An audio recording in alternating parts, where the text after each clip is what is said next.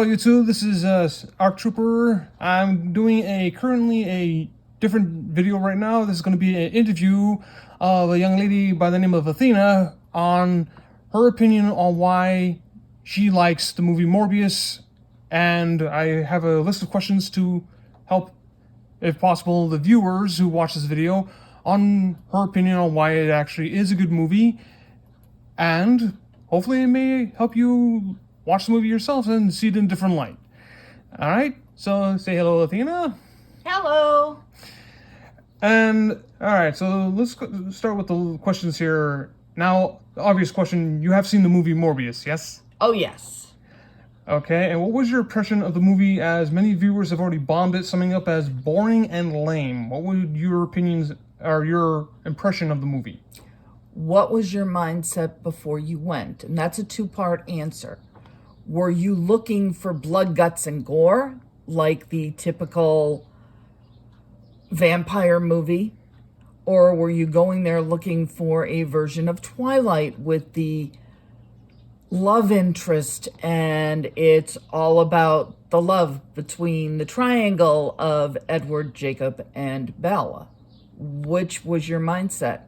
Or did you go in there with a clean slate and say, I'm going to watch this as a Marvel movie? Okay, that's deep. Usually I don't hear a lot of people asking those kind of questions before seeing a movie. Neat. Okay, next question is, did they handle the Marvel Comics lore involving Morbius very well? As unfortunately many viewers have already made their own opinions on yes, no, no, no, all that. So would you say they handled the lore from the Marvel Comics pertaining to this character? Now, I haven't actually read the comics. I don't go to a movie having to do homework before going to see it. If I have to do homework before going to see a movie, it's not worth my time, in my opinion. And again, that is my opinion.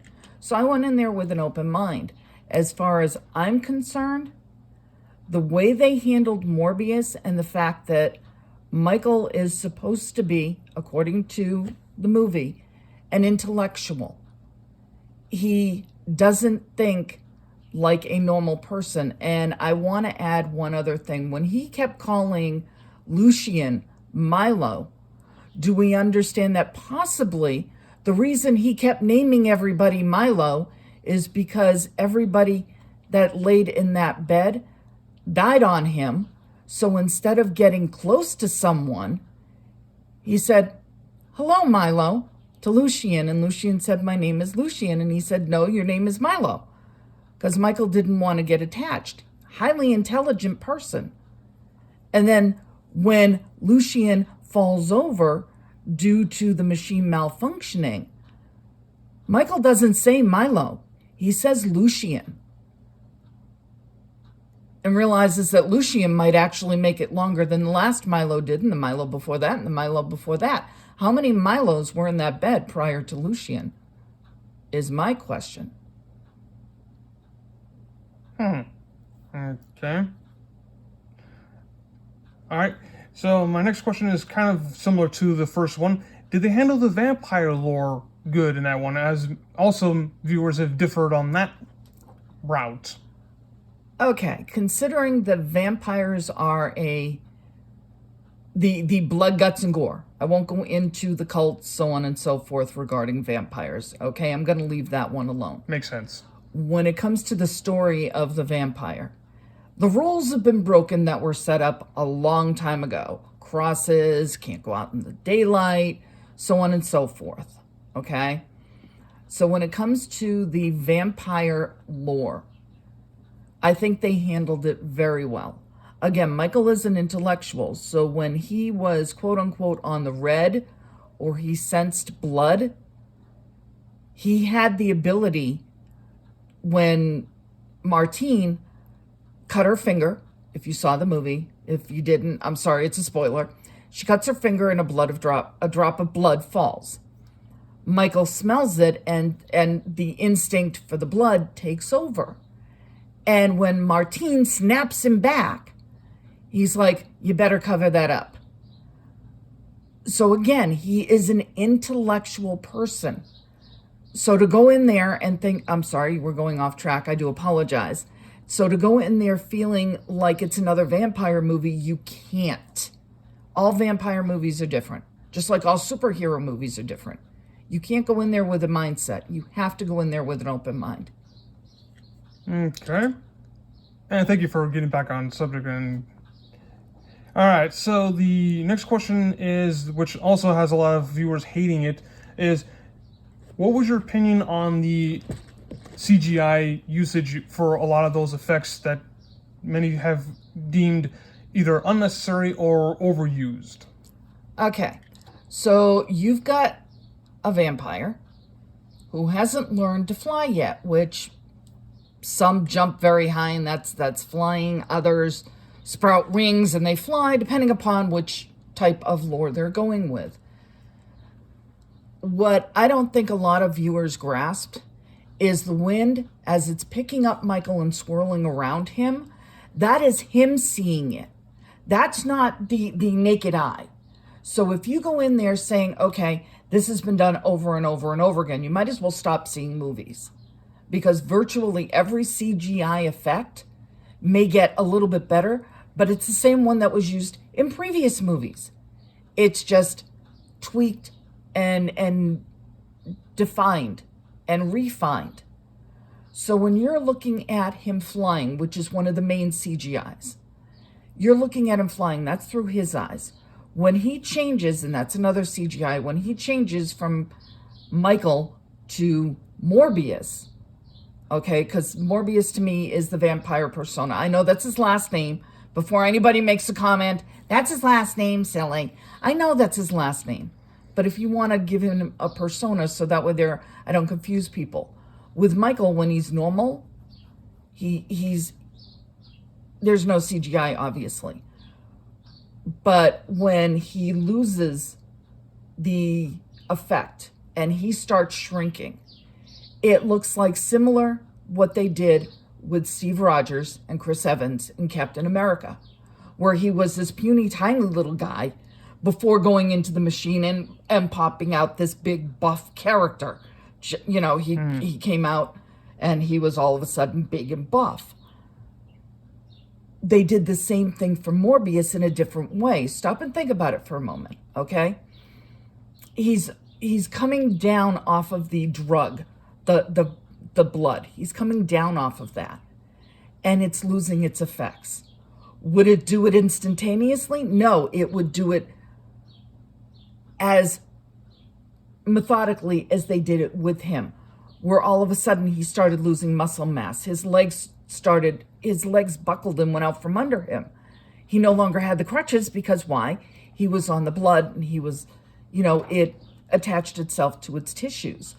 So when it comes to the different CGIs, if you're going to pick it apart for CGI, why bother going to the movie? Why not wait till you see it on video, be it through YouTube, be it through one of the streaming channels?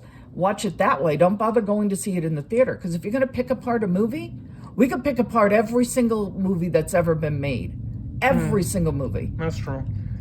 And the other question that people had about the CGI is the awkward shift for the villain character, and his people have said it's a generic looking vampire. What would you say on that one? Would you agree that he looks too generic and they should have done something a little different, or was it the CGI going a little too far? Okay, so we're talking about a person going from looking like a person to a bat.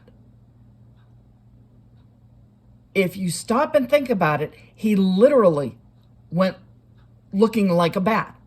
There's nothing generic about looking like a bat other than if you want to pick one of the different vampire bats. If you've ever seen an actual vampire bat, he looked like a vampire bat. Okay, and next question is, was this movie underappreciated, as many have said that this movie has lowered the bar and has damaged the character Morbius and his whole Marvel? Would you say this movie is underappreciated because they went in there looking for a direct adaptation from the comics, or should they have gone to see this movie as something different? Okay, fair enough. So if they went in there thinking it was an adaptation from the comics, again, I have never read them. I know a couple of people who have, or at least looked them over. There's a lot of things that can be done in print that you can't do in real life. No matter how much CGI, no matter how much technology we throw in there, we can't do in real life that you can do in the comic books. So when it comes to an actual adaptation, chances are no, it's not. But I do feel that it is an underappreciated movie. I feel like it was picked apart for the wrong reasons.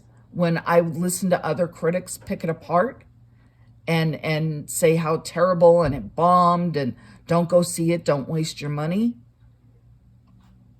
they did it unjust. They did it an unfair advantage. They literally killed Morbius for no reason, as far as I'm concerned. A lot of people should have seen it, because I really feel a lot of people, if they had gone to see it, would have enjoyed it.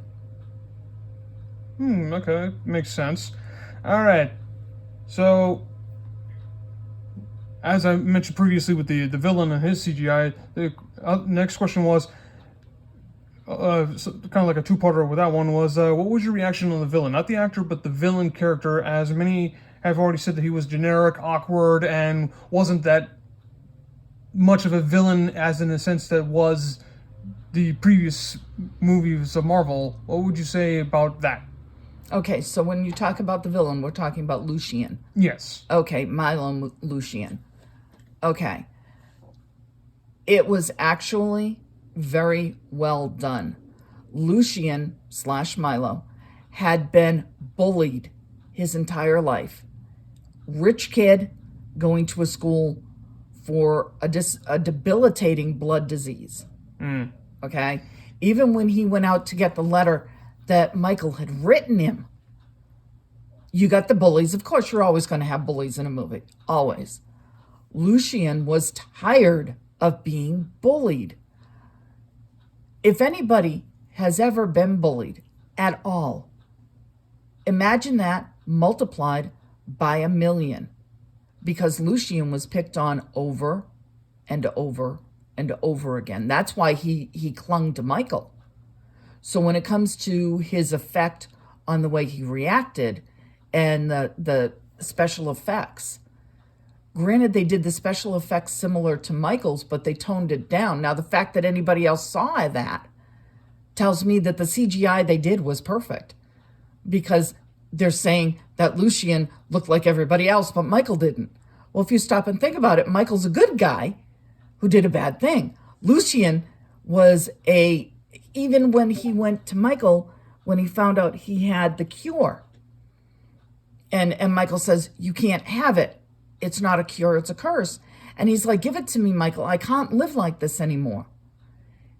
He was done being bullied. He was done being picked on. He was done being debilitated. And he wanted a cure, regardless of the cost. Okay.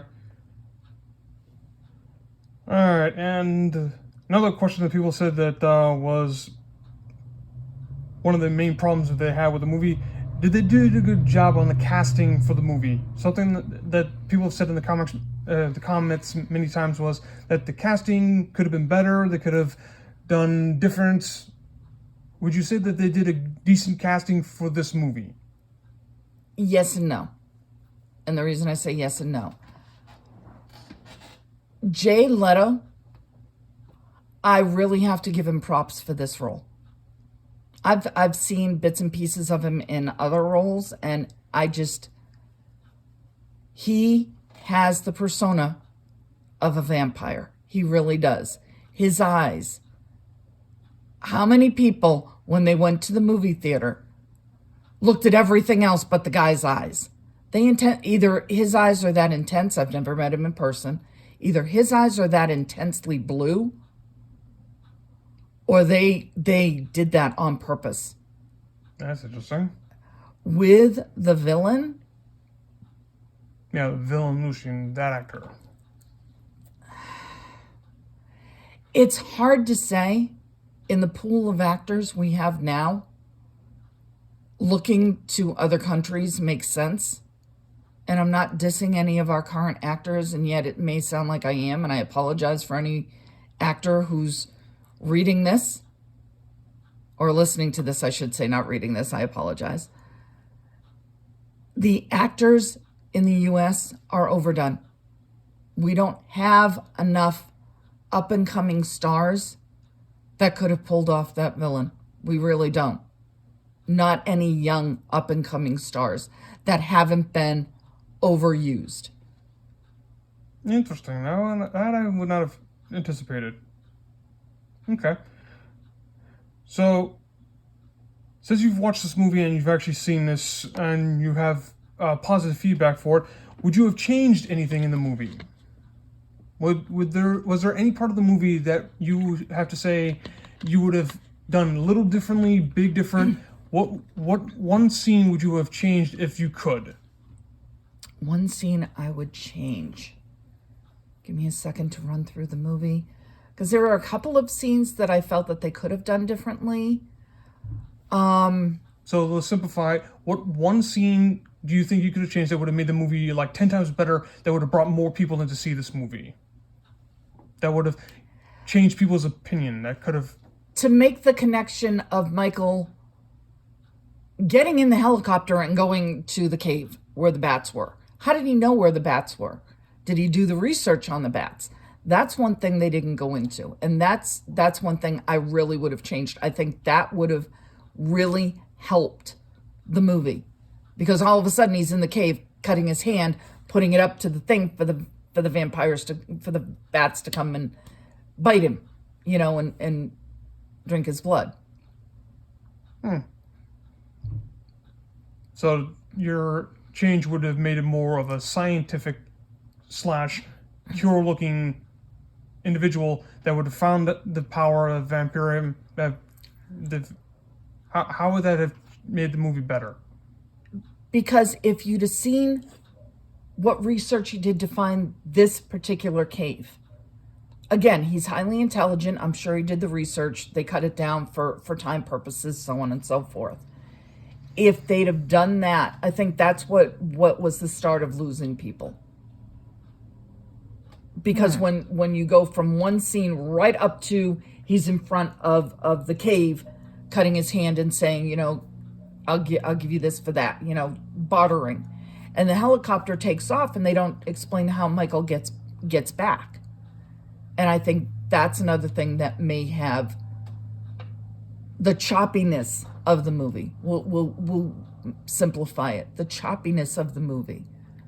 If they made it less choppy and more of a flow, I think that would have had a lot more people jump on the Morbius isn't so bad bandwagon. Makes sense. After all, that has been many opinions against movies, is the choppiness and the awkward editing. Okay, so that actually does make sense. And one of the many arguments people have said that this movie should have been, so I'll ask you the same question, should this movie have been more bloodier and more dark to emulate more of the vampire type movies? Honestly, no. Because again, Michael is intelligent. You want blood, guts, and gore, they should have made it about Lucien. That's true. Michael wasn't about, as soon as he realized what he did on that ship, we don't have to go any further than stop and look at what happened when he went on the ship and he went on that rampage and killed everybody. He threw up. He was so disgusted with himself, he threw up. So to make it more blood, guts, and gore would have taken away from what Michael was, who Michael was, what he was actually trying to accomplish. Because I think when a lot of people went to this movie, they forgot that he was trying to cure himself, as opposed to changing. Changing was something he really didn't expect. Like a side effect with the Bruce Banner and his experiments. Exactly. So So would you have turned around and made the Hulk more violent? No, because Eric's character is not more violent. That, in that respect, they did stay true. They stayed true to his personality. Makes sense. Many people don't even argue the science part. They only argue the vampire. So, the last question, which has been many debates when it comes to some of the YouTubers when they put up their own reviews. In your opinion, was this movie set out to die like so many other movies? Was this movie made only to like keep the copyright but not to do anything? Was this movie set out into like a sheep into wolves? Okay. When it comes to something like that, I can't understand or know what Marvel was thinking, the creators behind Morbius were thinking when they put this movie out, because anyone who makes a movie and spends hundreds of millions of dollars on it for it to fail, that's what they call a white elephant in the tax brackets. And it's meant to fail, so they have a write-off. They have a tax write-off. But if you look at it that way for the movies, you hurt your consumers.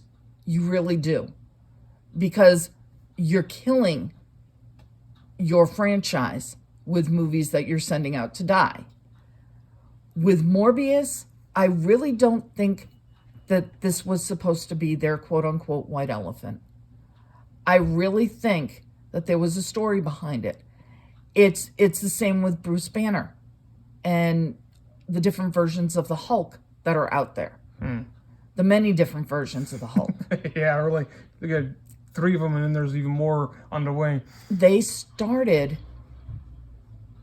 with this movie, and I don't think it was set up to fail. Look at, besides Bruce, look at, I'm going to pick one that was a total blockbuster. Iron Man. Okay? You've got a philanthropist, playboy, millionaire genius. Okay? You don't sound like a fan of Iron Man. It's not that I'm not a fan of Iron Man. It's just if you stop and look at his persona. How many multimillionaire, playboy, philanthropist, genius people out there make a suit of iron and say, I'm going to go fight crime? Okay? Not many. Iron Man should be in the category of setting up to fail. But because Robert Downey Jr. played Iron Man, that was it. That was all she wrote. RDJ is Iron Man. He is that guy. He is that nut. But to me, they didn't let him go as far as he could have. So with Michael, Jay Leto has had a very, very rocky climb to stardom. Okay. He goes off the deep end. He has a very sadistic sense of humor at times, from what I understand. So taking him into the Marvel universe, bringing him in under the Marvel universe's name, that was risky, highly risky. And then you bring the guy, I don't remember his name, the guy from Doctor Who over, the British gentleman. Okay. And then you bring in the Doctor. These are almost obscure actors.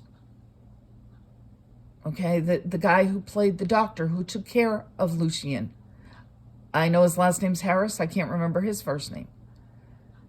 He is not a well-known actor to where if you walked in like me, you'd be like, oh, I know that actor. I know what other movies he's been in, but I don't remember his name. Jay Leto has had a bum rap. He's been through a lot. And I commend him for coming and becoming the better person. Do I feel that Marvel made this movie to die? No. I feel that they took an intellectual turn on what could have been a very gross and gory movie. It 100% could have been. But that would not have been true to Marvel. So I think, no. I don't believe they made it to die. Okay. Well, that's all my questions I was able to figure out and find that many YouTubers have gone over in abundance when it came to them picking apart Morbius. So I want to say thank you for your help and assistance on the fact that there's been so many negatives on Morbius, there could be at least one video of some positives. So, alright, so this concludes our questions and answers. And thank you for your time, and hopefully this improves everyone's opinion and gives you a chance to go see the movie and give it a different look when you go to see the movie. Hopefully her answers will help you guys, and you see the movie in a different way than going there seeing some "I'm gonna suck your blood." All right. Well, now it's streaming. It's out of the theaters, so they can't go see it. They'd have to stream it. That's what I mean. Go see it on stream. Thank you Okay. very much. All right. So.